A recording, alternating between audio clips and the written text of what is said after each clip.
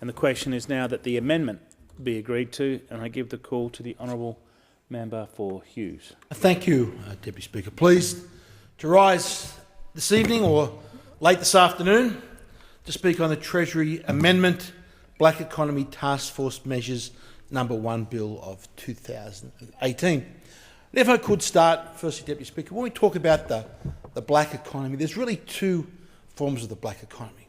Firstly, there's those illegal activities, those criminal enterprises dealing in drugs, illegal tobacco, prostitution and the like, that are simply operating outside of the law, that are dealing in cash. That we've seen some estimates, Deputy Speaker, of up to 0.5% of GDP through that activity. And the other part of the black economy, Deputy Speaker, is legitimate businesses. Businesses that are actually out there engaging in lawful activity, but Deputy Speaker, but are not declaring the correct rate of tax or paying the correct rate of tax. Now, firstly, when it comes to those engaged in illegal activity, Deputy Speaker, we have to have a strong iron fist to crack down on that activity. That's why we've seen strong legislation on the proceeds of crime. So, Deputy Speaker, if people are engaged in those proceeds can be confiscated. We've also seen unexplained wealth legislation, Deputy Speaker, where if someone cannot legitimately explain where their wealth came from, Deputy Speaker, and it was most likely, or almost certainly, came from illegal activity, illegal criminal activity, Deputy Speaker, that also needs to be cracked down very hard on. And I'm pleased to see in the budget, Deputy Speaker, methods and improved resources to crack down on illegal when it comes to illegal tobacco.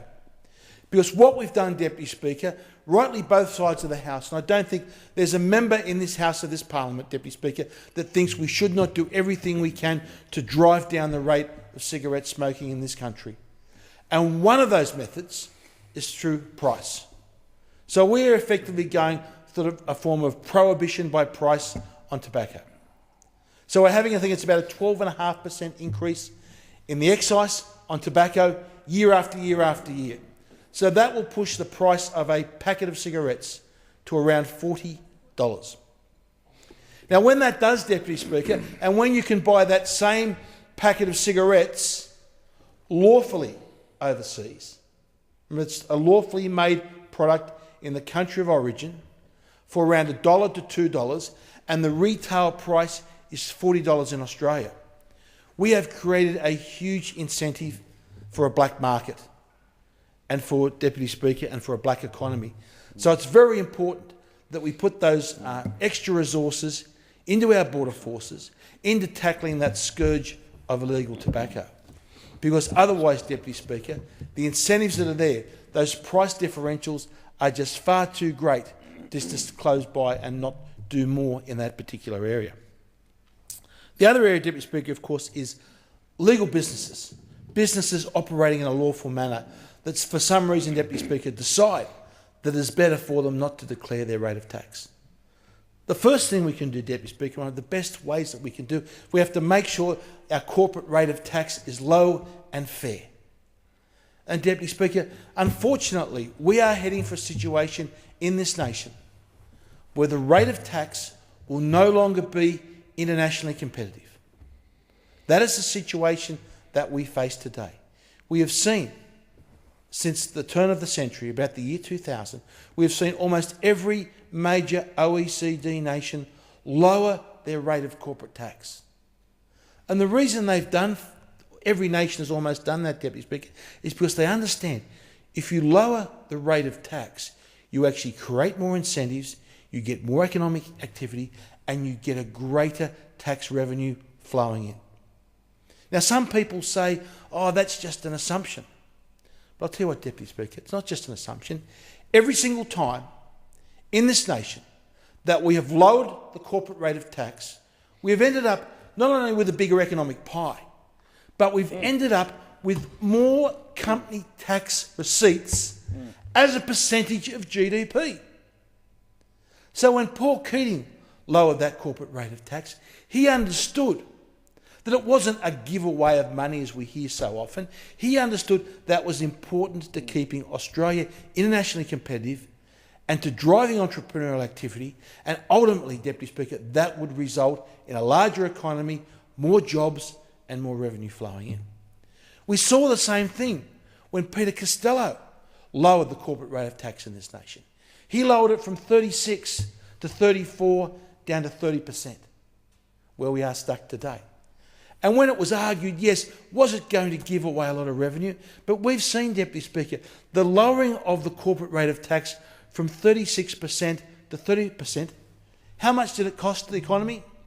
Nothing. We are getting more revenue at 30% as a percentage of GDP. We are getting more revenue at 30% than we got at 36%, than we got at 39%, and even when we got at 49%. That's why it's important that we lower our corporate rate of tax. We can't have an internationally uncompetitive corporate rate of tax. We can't have an internationally uncompetitive cost of energy in this nation, and also have high wages and a prosperous economy. The three things do not go together. So, Deputy Speaker, one of the things in this bill, the two schedules, the first schedule, is a ban on the electronic sales suppression tools. So the schedule creates a new offence for the manufacture, distribution, possession, sale and use of electronic sales suppression tools for the purpose of not disclosing business income. There's simply no legitimate reason for such types of software or computer software. They remove transactions from electronic record-keeping systems, and they change transactions to reduce the amount of each sale, and they can modify GST taxable sales to GST non-taxable sales in all instances, with no audit trail made to exist. Now, Deputy Speaker, we want to have an economy with a low rate of tax because we want businesses to report their sales and to be, as strange as it may seem, Deputy Speaker, be happy to pay the rate of tax. Because what that does, that actually increases the value of that business. If a business is able to have a set of accounts and say, this is the rate of tax we have paid, these are the profits that we have made, Deputy Speaker, in the long term, that makes that business more valuable. So if that business owner, Deputy Speaker, ever wants to sell that business in the future, by showing the results that they have and their sales, that makes their business much more valuable for them to sell. And that, Deputy Speaker, the benefit that they get from that can be much greater than any short-term benefit they may get through avoiding tax through these measures.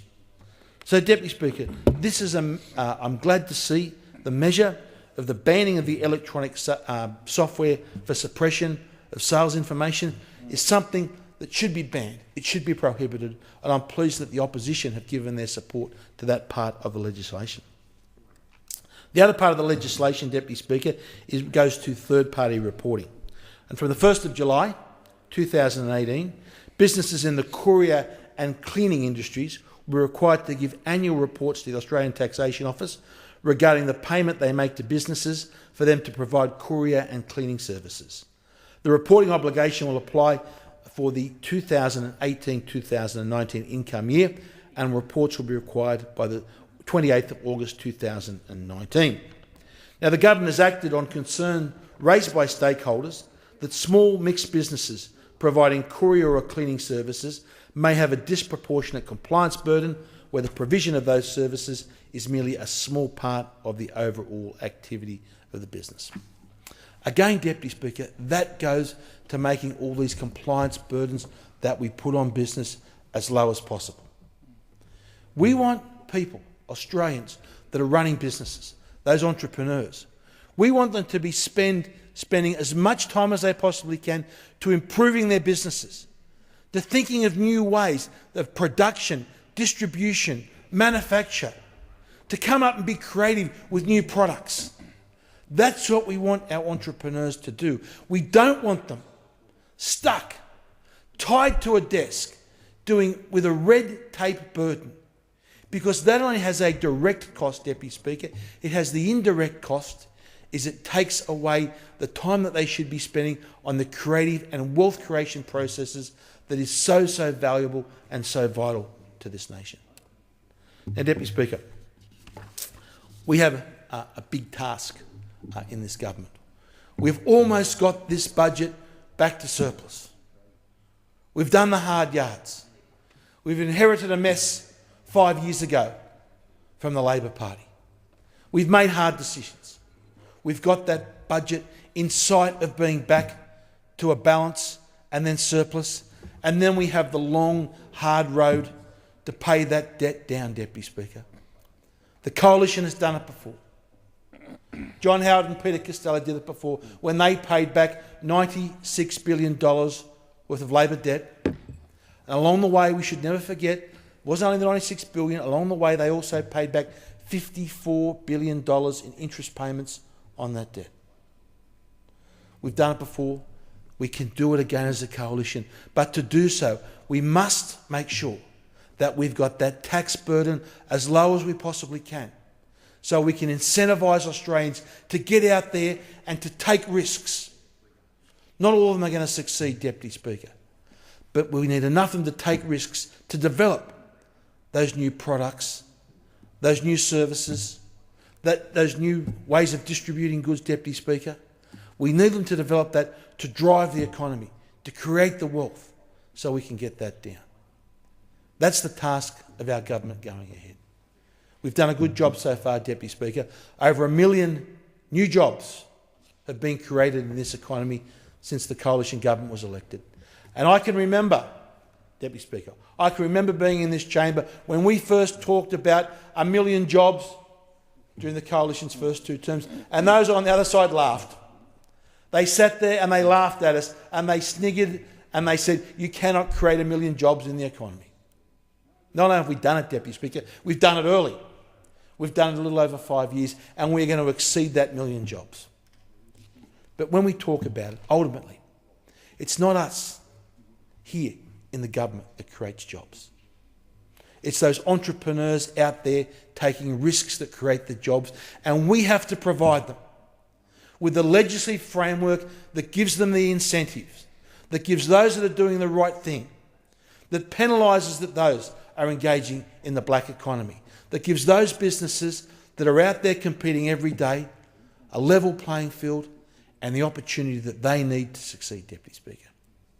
If we're able to do that, we will see, Deputy Speaker, in the years to come, with continued good government, we're able to get surpluses happening and get that debt paid down, so it's not something that our children and our grandchildren have to inherit, Deputy Speaker. This legislation is just one small piece of that jigsaw that the Coalition is working on. And Deputy Speaker, with that, I congratulate the Minister on the work on this and I commend the bill to the House. I thank the Honourable Member for Hughes for his contribution